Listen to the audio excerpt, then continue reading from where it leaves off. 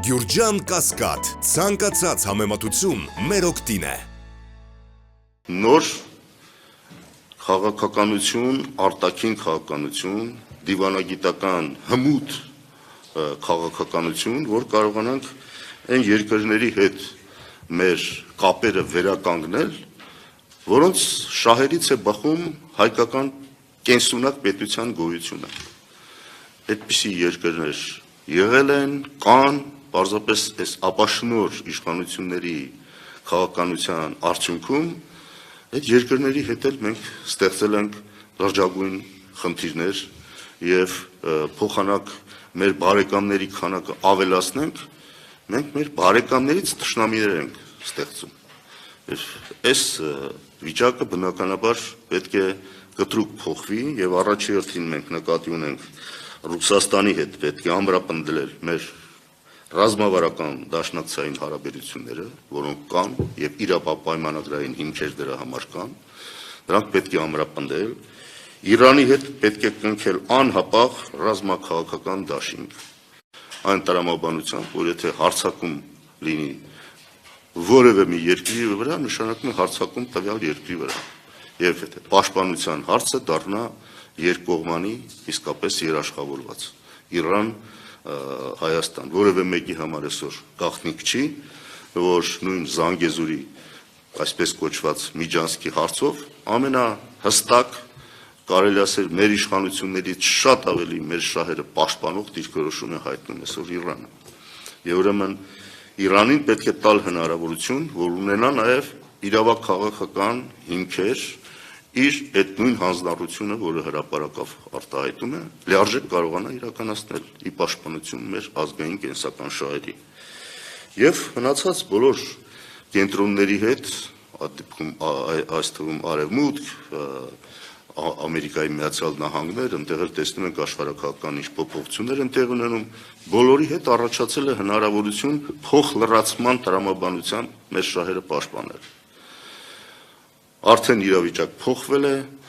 Ռուսաստան եւ այսպես կոչված միավորված Արևմուտք իրականությունը բոլորովին այլ է, եւ այդ փոփոխությունը մեզ տալիս է հնարավորություն, որ մենք կարողանանք փոխլրացման տրամաբանությամբ այդ գերտերությունների հետ կարողանանք աշխատել եւ մեր շահերը պաշտպանել։ Սա հստակ օրակարգ է եւ այս հստակ օրակարգի շուրջ դաշնակցությունը արտահայտում է իր պատրաստակամությունը արդեն նաև ընդհանուր ժողովի, մեր բարձրագույն ժողովի մակարդակով համագործակցել բոլոր այն ուժերի հետ, ովքեր որ կիսում են այս օրակարգը եւ պատրաստ են որպես անհրաժեշտ պայման իշխանափոխություն իրականացնել, որպեսզի հնարավոր լինի փոխել այս ապազգային ուղեգիծը։ Իհարկե միշտ խոսքը գնում է թե այդ իշխանափոխությունը ինչպես պետք է իրականացվի, դրա մասին էլ ենք մենք խոսել ընդհանուր ժողովում եւ վերլուծվել են անցած 3 շարժումները ընդդիմադիր, որոնց առանցքում եղել է գիտեք դաշնակցությունը, բայց բնականաբար ընդհանուր ժողովում էլ կա այս դժգոհությունը, որ մենք մեր նպատակին չենք հասել։ Այս գիտակցումը կա, կատարել ենք ինչ որ հնարավոր է, բայց ընդհանուր ժողովը խնդիրը դրել, որ ավելի ամբողջական վերլուծել այդ ամբողջ ընթացքը ընդդիմադիր շարժումների եւ առավել ճշգրիտ որոշումներ կայացնել, դաս քաղելով իհարկե այդ անցած փորձը ունենալով, որ հնարավոր լինի իշխանափոխությունն իրականացնել։ Իշխանափոխության համար մենք ունենք մեր պատկերացումները, որը եթե կարճ ձևակերպեմ հետեւյալն է, որ մենք ունենք կարիք անհրաժեշտ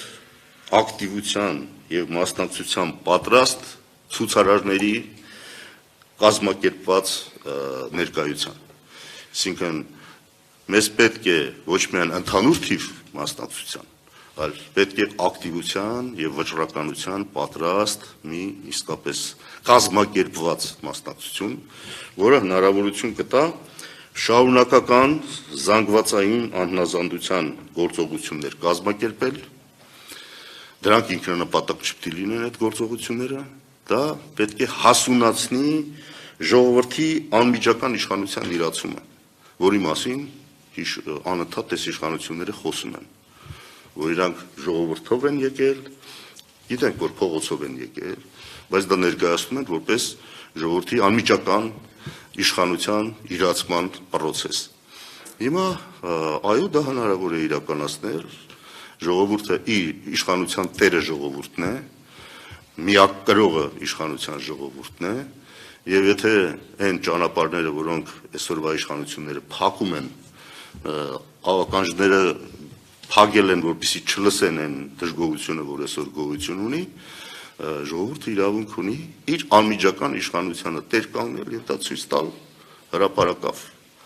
Եվ ինչու ոչ նաև խորհրդարանում ունենալով իր աջակցությունը խորհրդարան գումարած հրապարակ, փողոց հրապարակային շարժում,